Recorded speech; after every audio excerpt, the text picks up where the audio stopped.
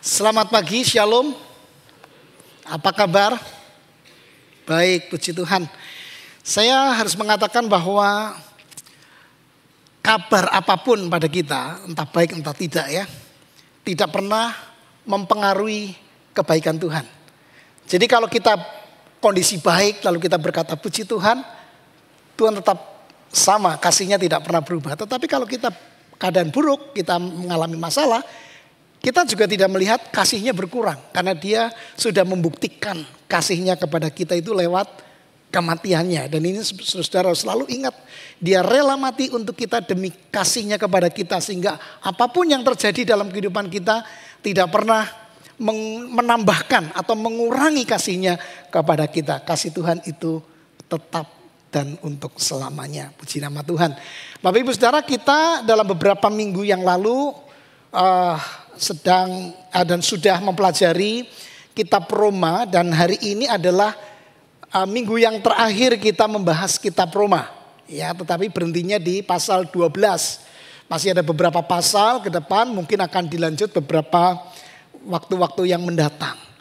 Nah saudara, kita mari membaca bagian ini, lalu kita menyimak baik-baik penjelasannya, dan kita mohon Roh Kudus membuat kita mengerti bahkan melampaui apa yang saya uraikan. Mari kita baca bersama-sama, kita buka suara dengan lantang, kita membacanya. 1, 2, 3. Karena itu saudara-saudara, demi kemurahan Allah aku menasihatkan kamu supaya kamu mempersembahkan tubuhmu sebagai persembahan yang hidup, yang kudus dan yang berkenan kepada Allah.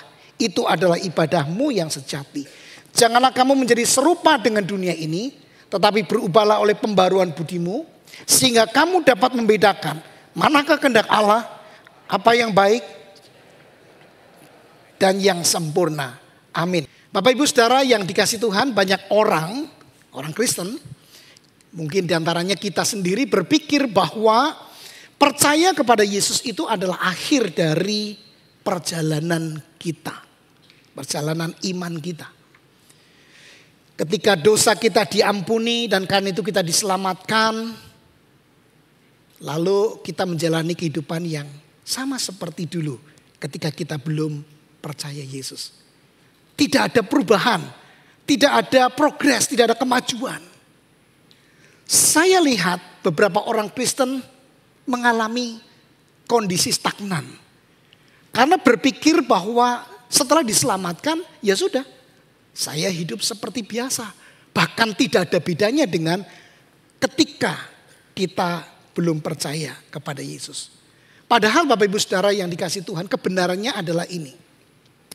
Bahwa percaya kepada Injil, percaya kepada Yesus Kristus yang mati, yang kemudian bangkit, yang lalu menyelamatkan kita itu, percaya kepada Injil itu bukan akhir dari perjalanan, tetapi justru awal dari kehidupan yang terus-menerus diubahkan.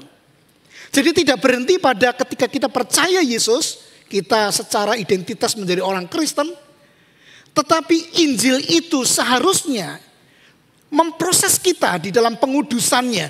Kita berubah menjadi lebih baik seperti yang dikerjakan oleh Roh Kudus yang tinggal di dalam kehidupan kita. Tapi masalahnya, kenyataannya tidak selalu begitu. Kita bisa menjumpai orang-orang Kristen yang tidak mengalami satu perubahan. Mengaku Kristen tapi masih sama seperti dulu ketika belum Kristen, belum percaya kepada Yesus. Dan tentu saja kita bertanya, mengapa demikian? Saya berpikir seperti ini Bapak Ibu Saudara. Sangat mungkin karena orang itu tidak sungguh-sungguh memahami dan mengalami kuasa Injil.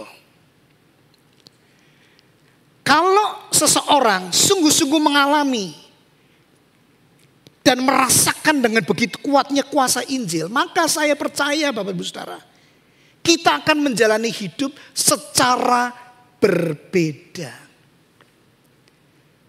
Nah, 2 ayat yang telah kita baca tadi, kita akan dibawa masuk oleh Paulus ya ke dalam sebuah gaya hidup Kristiani, di mana di situ akan terjadinya sebuah pembaruan, perubahan-perubahan yang luar biasa yang dikerjakan oleh kuasa Injil, oleh Yesus Kristus sendiri, oleh Roh Kudus, Allah yang telah tinggal di dalam hidup kita. Sehingga kita tidak lagi sama seperti dulu. Dan kita akan terus mengalami satu perubahan.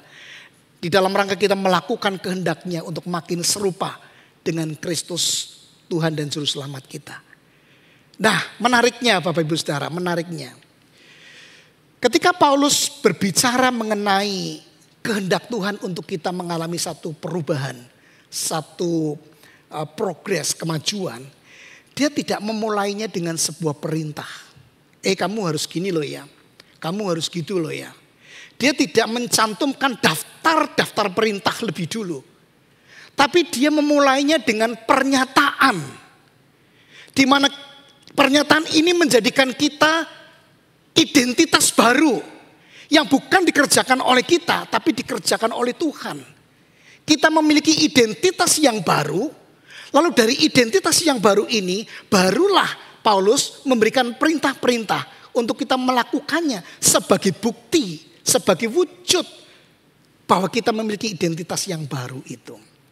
Saudara perhatikan, di bagian yang pertama ini, Paulus tidak mendaftarkan perintah-perintahnya yang sangat banyak. Saudara nanti akan melihat mulai ayat 3 sampai seterusnya, itu adalah perintah-perintah. Kemudian pasal 14 ada perintah, 15 ada perintah, 16 belum ditutup juga ada beberapa perintah di situ. Nah, sebelum perintah-perintah itu disampaikan menjadi daftar yang sangat panjang, Paulus memulainya dengan mengingatkan akan kemurahan Allah. Nah, apa itu kemurahan Allah? Saudara, ketika Paulus bicara tentang kemurahan Allah, ini bicara tentang belas kasih Allah. Bahasa terjemahan bahasa Inggrisnya itu belas kasih Allah atau kemurahan Allah. Nah, ini kata yang sepadan. Kalau kita membaca di 1 Timotius ketika Paulus mengaku, aku ini dulu seorang penjahat, seorang pembunuh, penganiaya. Tapi aku dikasihani oleh Allah. Itu juga kata yang sama yang dipakai kemurahan Allah. Nah, ketika Paulus bicara tentang kemurahan Allah, dia mengacu kepada pasal 1 sampai pasal yang ke-11. Kata karena itu menjadi sebuah konklusi, kesimpulan atas apa yang dia sudah uraikan di bagian awal, bagian pertama awal kitab ini. Pasal 1 sampai pasal 11 bicara tentang apa? Tentang karya Allah di dalam Yesus Kristus. Apa saja? Kita bisa melihat dengan sangat jelas, dengan gamblang. Puncaknya adalah ketika Yesus mati di kayu salib. Manusia tidak bisa menyelamatkan dirinya sendiri karena dia berdosa. Bahkan hukum Taurat tidak dapat menyelamatkan dirinya. Tetapi oleh karena kasih karunia Tuhan, Yesus membenarkan mati untuk kita manusia berdosa. Bahkan di Roma 8 kita sudah mendengar khotbah dari Pak Ongki. Kita boleh hidup baru di dalam Roh Kudus yang mengerjakan sebuah proses kehidupan yang baru. Dan kemarin Ibu Rita mengingatkan bahwa kasih Tuhan itu yang ada di dalam Kristus tidak terpisahkan dari hidup kita. Seperti lagu tadi kita juga nyanyikan. Dan ini bicara tentang karya Allah yang oleh Paulus sebut dengan satu kata, kemurahan Allah. Kemurahan Allah. Jadi dengan kata lain begini Bapak Ibu Saudara, saya ingin menggunakan istilah asing. Semoga yang mungkin sudah sepuh ya, enggak bingung dengan kutipan saya ini. Jadi sebelum imperatif itu perintah, dimulai dengan indikatif. Pernyataan tentang Allah yang telah menyelamatkan kita. Nah, Allah yang telah menyelamatkan kita ini menjadikan kita identitas baru. Sehingga identitas kita akan selalu mendahului aktivitas kita. Aktivitas kita yang kita lakukan atas daftar imperatif, daftar perintah Tuhan, itu adalah satu aktivitas kita yang berangkat atau yang berasal dari identitas kita di dalam Kristus. Dan ini penting untuk kita senantiasa ingat Bapak Ibu Saudara, supaya ketika kita melihat daftar perintah, kita tidak terbebani. Kita tidak melihatnya sebagai sesuatu perintah legalisme, sesuatu yang membebani kita, yang kalau kita tidak melakukan kita, Tuhan tidak akan berkenan, Tuhan akan marah, Tuhan akan menghukum saya. Cara pandang seperti itu akan sirna ketika kita memahami bahwa kita sudah diselamatkan. Jadi begini Bapak Ibu Saudara, kita tidak hidup benar supaya Tuhan mengasihi kita. Jelas. Kita hidup benar karena kita sudah dikasihi. Kita tidak melayani untuk menjadi anaknya. Tetapi kita melayani karena kita sudah menjadi anak-anaknya. Jadi indikatif mendahului imperatif. Identitas mendahului aktivitas. Dan ini membedakan dengan ajaran agama-agama dimanapun berada. Ya, kalau mereka kita sudah ketahui, ya ini perbedaan yang harus diakui, berisi dengan tuntutan-tuntutan hukum atau ajaran. Orang yang melakukannya bisa menjadi takut, gagal. Tapi kalau berhasil, orang akan berbangga, aku berhasil dan merasa layak untuk diselamatkan. Tapi ajaran kekristenan sangat berbeda. Dimulai dengan indikatif Allah melakukan karyanya untuk menyelamatkan kita, menjadikan kita baru di dalam Dia. Lalu baru Dia memberikan daftarnya, perintah-perintah itu. Saya ingin kembali ke kitab Keluaran pasal 20 ya. Tadi pagi saya tidak sampaikan tapi saya merasa perlu karena banyak orang Kristen salah paham. Kitab Keluaran pasal 20 itu kan Tuhan memberikan hukum Taurat. Dimulai dengan 10 hukum Taurat diberikan kepada Musa dan kepada umatnya. Tapi satu hal yang seringkali terlupakan di ayat 1 dan ayat 2. Tuhan sudah mendeklarasikan. Dan itu adalah identitas umatnya. Apa? Akulah Tuhan Allah yang telah menyelamatkan engkau. Membawa keluar dari Mesir. Dan sekarang ini pada posisi ini untuk dibawa ke tanah perjanjian. Baru setelah itu Tuhan memberikan daftar hukum Taurat. Hukum Taurat ini bukan untuk menyelamatkan, tapi untuk mengatur kehidupan kita untuk menjadi lebih baik, mewujudkan hidup sebagai umat Allah yang dipilih Tuhan. Di mana Tuhan telah menjadikan kita identitas yang baru di sini. Maka semangat kita dalam melakukan firman Tuhan, perintah-perintahnya, tidak di dalam semangat takut. Tidak di dalam semangat khawatir kalau gagal. Atau nanti kalau berhasil kita menjadi pongah dan sombong, aku merasa luar biasa, lebih baik daripada orang-orang lain. Sehingga nanti kalau sampai ke surga kita akan menepuk dada dan berkata aku selamat masuk surga karena kebaikanku. Tuhan sudah mengantisipasi itu dengan pernyataan akulah yang menyelamatkan engkau. Kamu tidak bisa selamat, tapi aku menyelamatkan engkau. Dan sekarang daftar perintah ini bukan sebagai sebuah perintah legalisme, tetapi perintah dalam anugerahnya untuk dilakukan dengan semangat, syukur, dan sukacita. Nah Paulus, Bapak Ibu Saudara, memulai perkataan yang membedakan pasal 1 sampai pasal 11 ini dengan sebuah peringatan akan identitas kita yang kita peroleh berdasarkan kemurahan Allah.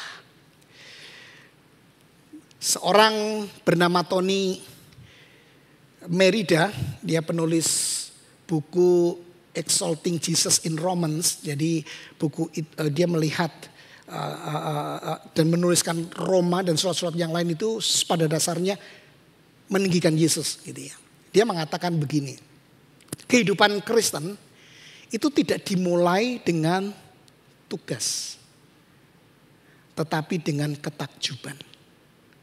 Takjub akan apa? The mercy of God, belas kasih Allah, kemurahan Allah, anugerah Allah. Kalau kita fokus kepada tugas, kita akan penuh dengan beban dan ketakutan. Tapi kalau kita melihat dalam takjub, apa yang sudah Tuhan kerjakan dalam kehidupan kita, maka semua perintah itu tidak dilihat sebagai sesuatu yang membebani kita. Perubahan itu akan terjadi ketika kita pertama-tama menyadari identitas kita, bukan aktivitas kita. Ini yang pertama. Karena itu saya perlu bertanya kepada Bapak Ibu Saudara. Masih adakah di antara kita yang datang ke gereja untuk beribadah dengan semangat aku ingin diselamatkan Tuhan. Supaya Tuhan menyelamatkan aku maka aku beribadah. Lalu teman-teman yang melayani di gereja yang saya lihat bangunnya lebih pagi dari siapapun. Jam 4 sudah bangun berangkat ke gereja latihan ya. Mereka malah bangunnya lebih dulu daripada saya. Apakah semangat melayani kepada Tuhan itu karena ingin mendapatkan perkenanan, nilai plus, nilai tambah. Kalau itu Bapak Ibu Saudara, kita akan terbebani pada waktunya. Karena kita akan capek, kita akan lelah. Tetapi kalau kita menyadari bahwa ini anugerah luar biasa. Siapa aku? Aku sudah diselamatkan Tuhan, aku orang berdosa. Tapi karena kemurahan Tuhan, aku sekarang diberi kepercayaan untuk melayani. Wow, lain spiritnya. Semangatnya pasti berbeda. Kita tidak lagi di dalam ketakutan, tapi dalam rasa syukur. Kita melakukan dengan ketaatan, tidak dengan ketakutan. Ini yang pertama yang Paulus ingin mendasarkan pemahaman kita kepada kemurahan Allah sebelum kita membaca perintah-perintahnya. Nah sekarang yang kedua, bagian yang kedua. Kita akan melihat perintah pertama yang Paulus sampaikan adalah persembahkanlah tubuhmu sebagai persembahan yang hidup. Ini imperatif Bapak Ibu Saudara. Jadi ini adalah sebuah perintah yang harus dilakukan. Yang harus dilakukan, tapi sekali lagi berangkatnya dari identitas. Ya, lalu aktivitas ini terjadi. Nah, mari kita lihat Paulus di sini rupanya menggunakan bahasa liturgi perjanjian lama. Persembahkanlah korban bakaran, ya, persembahkanlah ini dan itu, ya. Ini adalah bahasa perjanjian lama, liturgi ibadah orang Israel. Tetapi di sini Paulus tidak menggunakan objek persembahannya itu sebagai benda yang mati. Korban yang kemudian dibunuh ya untuk dipersembahkan kepada Tuhan. Tetapi ini korban yang hidup. Hidup itu artinya apa? Sesuatu yang telah dihidupkan lebih dulu oleh Kristus. Sehingga kita menjadi hidup itu. Maka hidup kita secara keseluruhan adalah sebuah persembahan kepada Tuhan. Kata tubuh itu bukan secara fisik saja, tetapi ini termasuk atau mewakili seluruh keberadaan manusia. Pikiran, perasaan, kehendak, apapun yang terkait dengan hidup kita, itulah keseluruhan hidup kita. Tubuh itu sebagai satu persembahan kepada Tuhan. Dan Bapak Ibu Saudara, ini tidak dilakukan hanya pada hari Minggu. Karena hidupmu adalah persembahan. Hidup yang dikuduskan dan yang berkenan kepada Allah itu adalah ibadahmu yang sejati. Jadi Bapak Ibu Saudara, bukan hanya di hari Minggu kita beribadah, bukan, tetapi tiap-tiap hari seharusnya hidup kita adalah sebuah ibadah kepada Tuhan. Saya ingin menggali sedikit soal kata kudus di sini Bapak Ibu Saudara. Kata kudus ini yang pasti bukan kota kudus, tetapi kudus di sini artinya adalah dipisahkan. Saya perlu menyampaikan hal ini supaya Bapak Ibu mengerti, bukan sekedar kudus itu suci. Apa itu kudus? Suci. Suci itu apa? Kudus. Nah, boleh-boleh tahu ya. Tapi kudus itu pengertiannya itu dipisahkan. Dipisahkan dari, tapi juga dipisahkan untuk. Jadi dipisahkan dari itu karena kita hidup di dalam kegelapan. Lalu Allah memilih kita. Di antara banyak pilihan-pilihan Allah memilih kita. Memisahkan kita dari kumpulan orang berdosa ini. Lalu bukan kemudian berada di tengah-tengah ini kita sebagai orang yang sudah dipisahkan. Tetapi kita dipersiapkan untuk Tuhan. Nah ini yang seringkali orang lupa akan tanggung jawab kita. Sehingga kita menjadi orang Kristen yang biasa-biasa saja. Yang penting aku sudah selamat. Yang penting aku tidak lagi sebagai orang yang terhukum. Saya pasti selamat kok. Tapi hidupnya masih sama. Padahal Tuhan ingin kita memberikan persembahan hidup kita untuk Tuhan. Artinya harus ada sebuah progres, kemajuan, perkembangan yang lebih baik. Sampai dikatakan oleh Tuhan, hidupmu itu berkenan di hadapan Tuhan. Nah ini perintah Bapak Ibu Saudara. Ini perintah. Itu sebabnya kembali orang yang sama tadi, Tony Merida mengatakan begini. Spiritualitas kita itu bukan hanya terjadi di hari Minggu.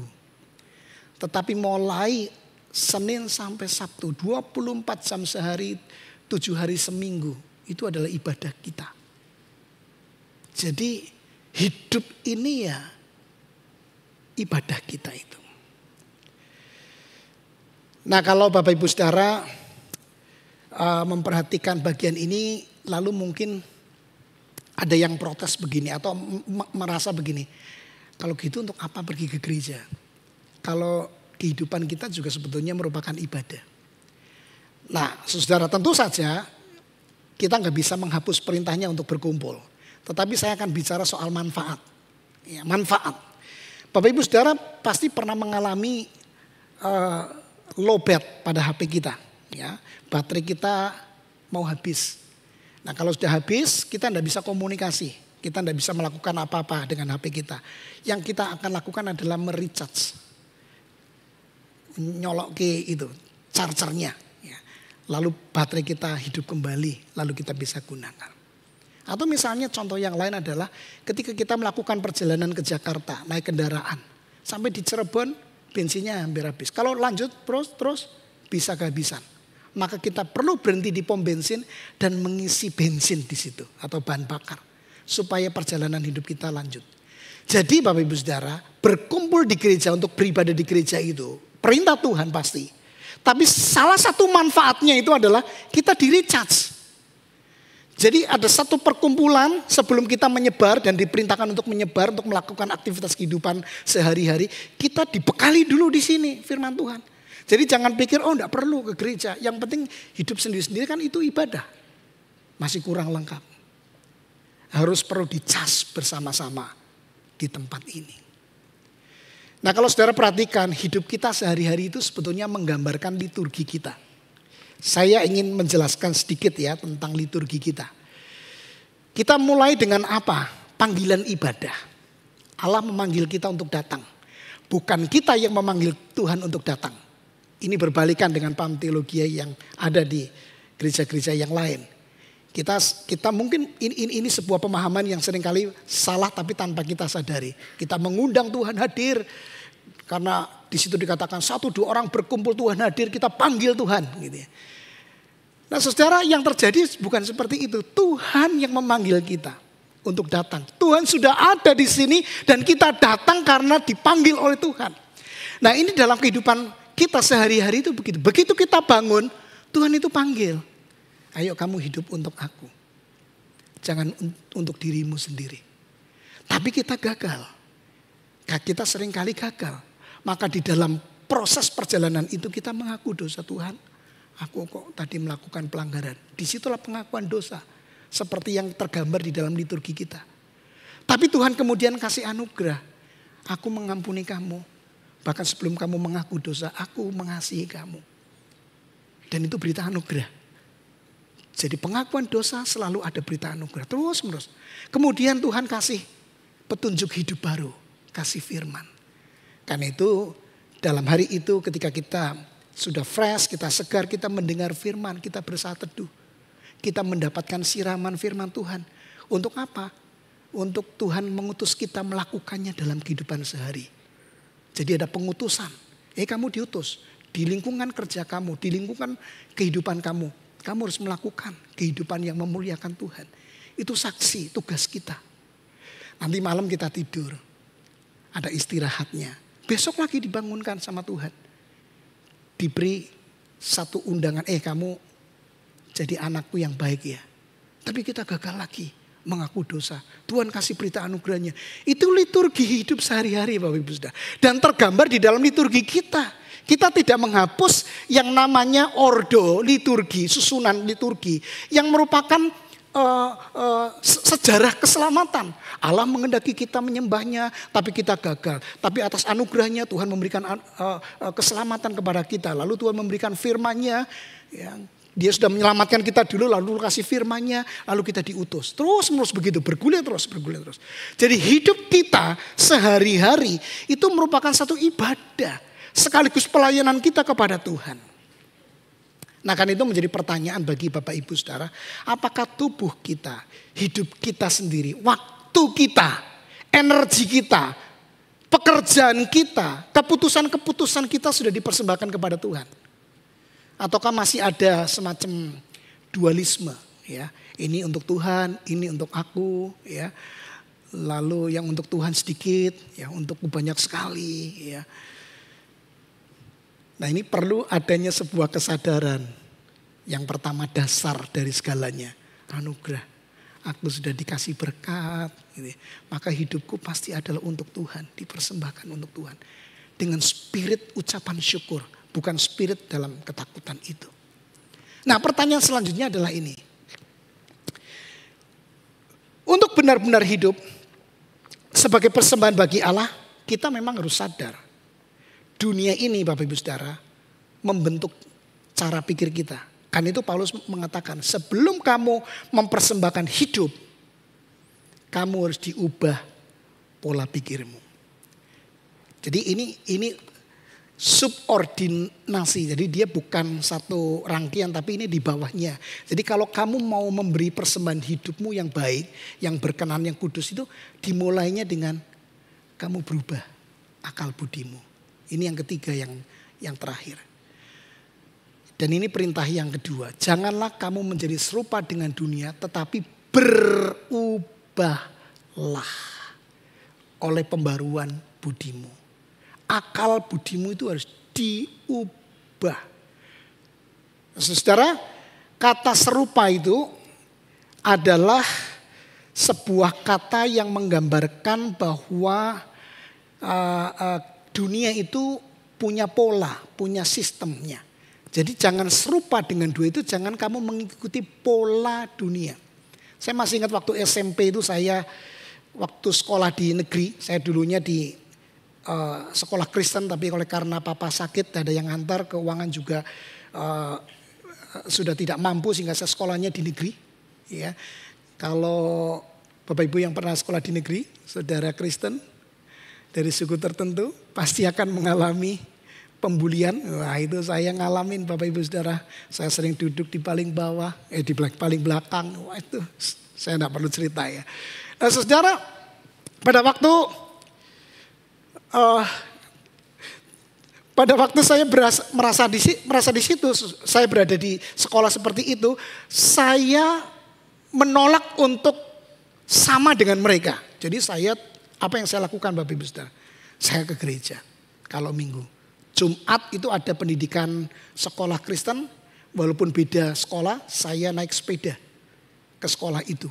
Sekolah Kristen, naik sepeda. Setelah itu saya naik sepeda. Saya belajar di situ, firman Tuhan mendengarkan di tengah sebuah pola dunia, sistem dunia yang menawarkan sebuah budaya yang berbeda. Nah, saya akan sebutkan beberapa budaya yang menantang kita. Misalnya begini, saudara. Dunia itu menggambarkan bahagia itu apa? Bebas dari penderitaan. Betul? Bahagia itu bebas dari penderitaan. Maka kalau orang menderita berarti kamu jauh dari bahagia. Dan lalu kita menambah-nambahkan. Berarti Tuhan sedang menghukum kamu. Nah, gitu kan. Ini sebetulnya tanpa kita sadari pola pikir dunia itu mempengaruhi pola pikir kita. Lalu misalnya nilai hidup kita. Siapa yang menentukan? Pencapaian-pencapaian. Kalau kita berhasil, maka kita akan dinilai orang sebagai orang yang hebat. Kemudian identitas kita juga seringkali ditentukan oleh pengakuan-pengakuan orang lain. Wah, kamu itu hebat, kamu berhasil. Wah, kita bangga. Identitas kita dibentuk oleh pengakuan-pengakuan itu.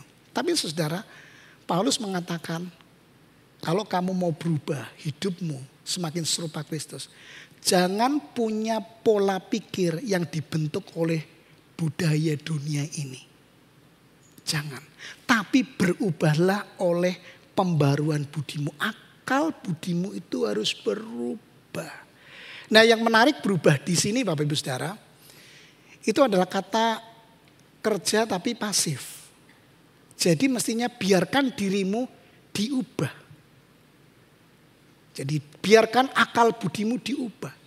Ini sekali lagi bicara tentang apa? Karya Allah, bukan karya kita. Berubah itu bukan kekuatan kita, tapi karya Roh Kudus yang melahirbarukan kita, yang memproses di dalam pengudusan itu Roh Kudus. Jadi kita cuma membiarkan diri, menyerahkan diri, akal kita itu diubah oleh Tuhan. Lalu apa yang mengubahkan? Tuhan sendiri, tetapi melalui firman-Nya. Kalau saudara melihat di Yohanes pasal 14 ayat 26, saudara akan menjumpai di sana Roh Kudus yang dijanjikan Bapa di dalam nama Yesus akan mengajarkan segala sesuatu yang Yesus ajarkan dan mengingatkan semua yang Yesus ajarkan. Jangan lupa, ini kalimat ini penting. Mengajar dan mengingatkan. Roh Kudus bekerja melalui dan memakai firman.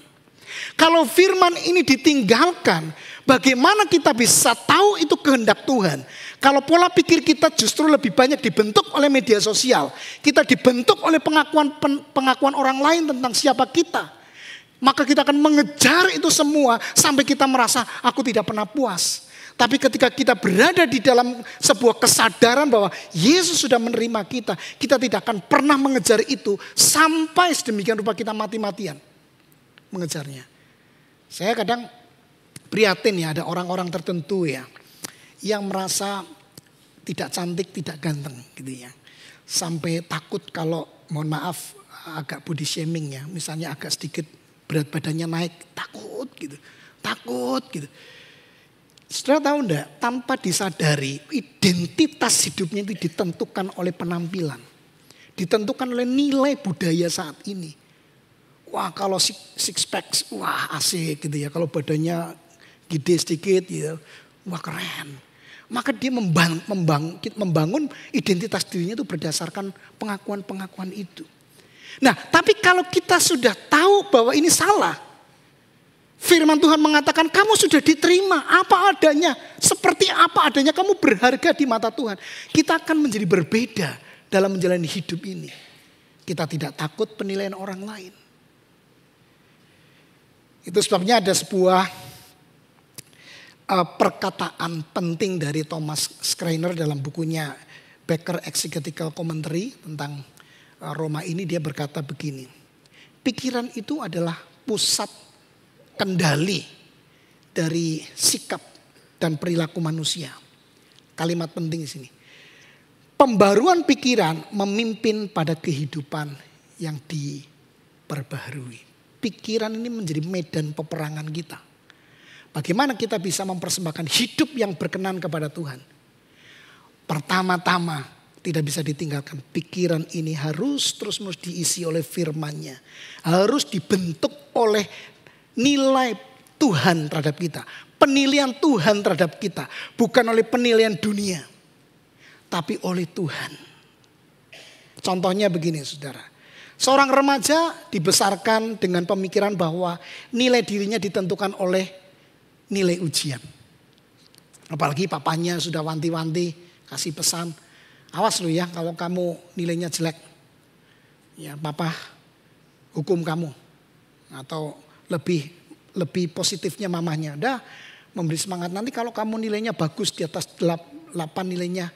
Saya kasih hadiah. Saya belikan mainan. Saya belikan apa yang kamu mau. Wah spiritnya adalah apa? Aku harus pandai. Aku harus baik, aku harus selesaikan kuliah ini, ujian ini dengan baik. Semua spiritnya adalah untuk mencapai tuntutan dan penghargaan dari orang-orang di sekitar hidup kita. Tapi si remaja ini oleh karena mendengar firman, pikirannya berubah. Dia tahu bahwa Allah sudah menerima dia dan dia menjadi milik Kristus bukan karena prestasi. Tapi Tuhan memiliki dia, menghargai dia apa adanya. Maka dia tetap belajar. Tetap punya semangat belajar. Tapi tidak lagi dalam ketakutan. Tapi dalam sukacita. Jadi belajar dengan sukacita karena apa?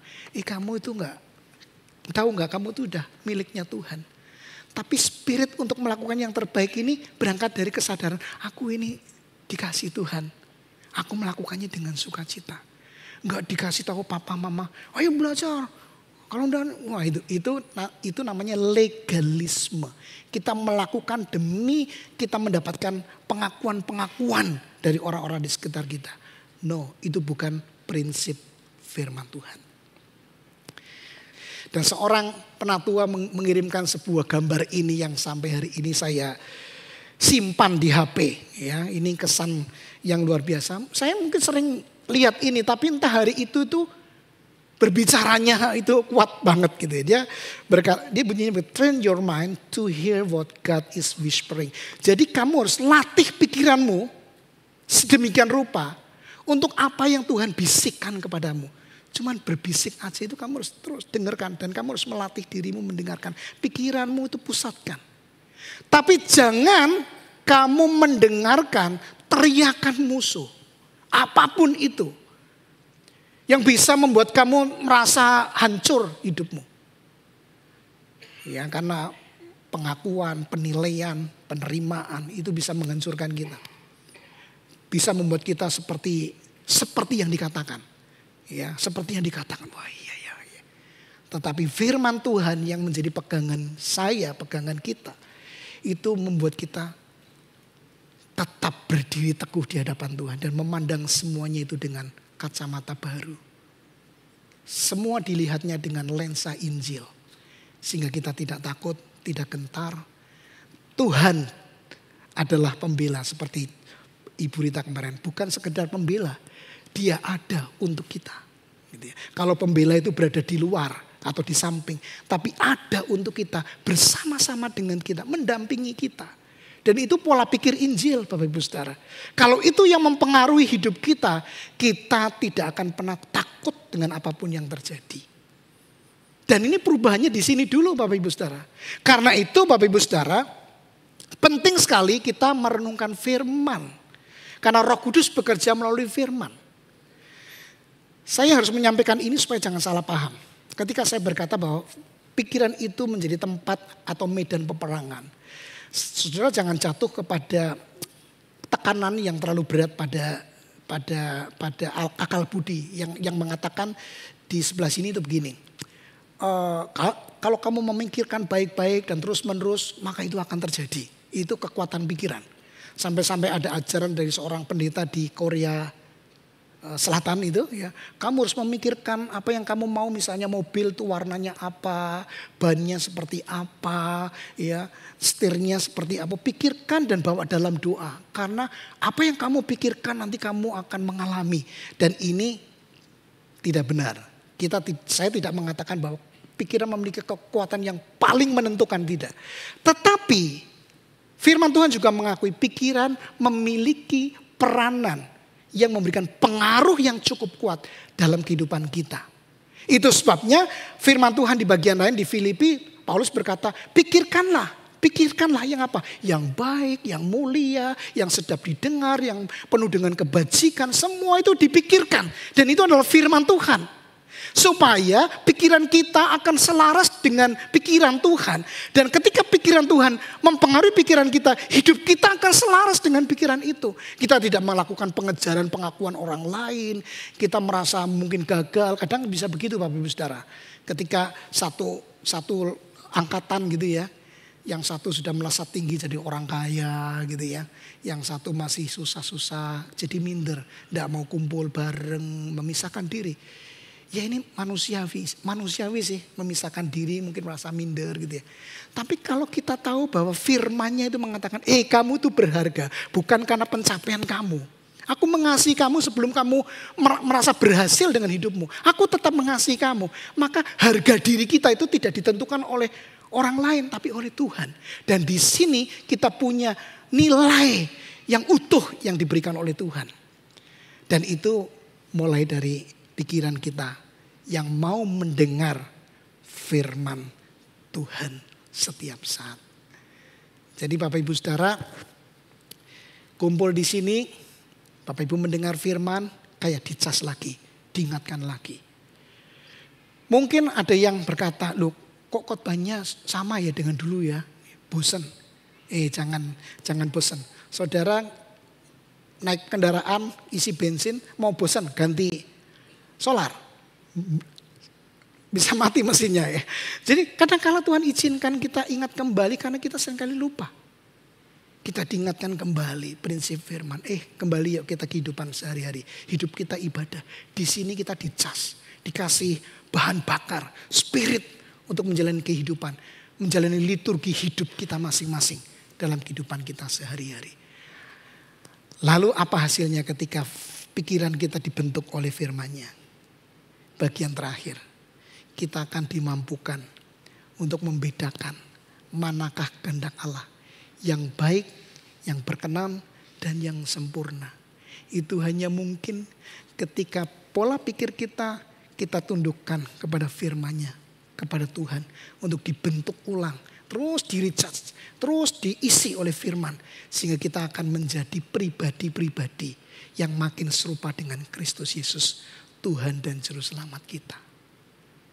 Saya ingin Bapak Ibu Saudara mengingat kalimat terakhir ini. Kalau nanti yang lain-lain lupa, yang ini tolong dihafal. Identitas mendahului aktivitas.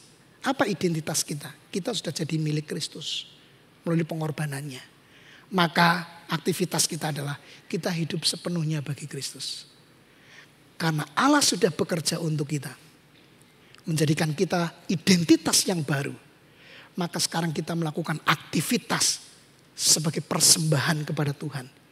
Persembahan yang hidup, yang kudus dan berkenan. Terpujilah nama Tuhan. Amin.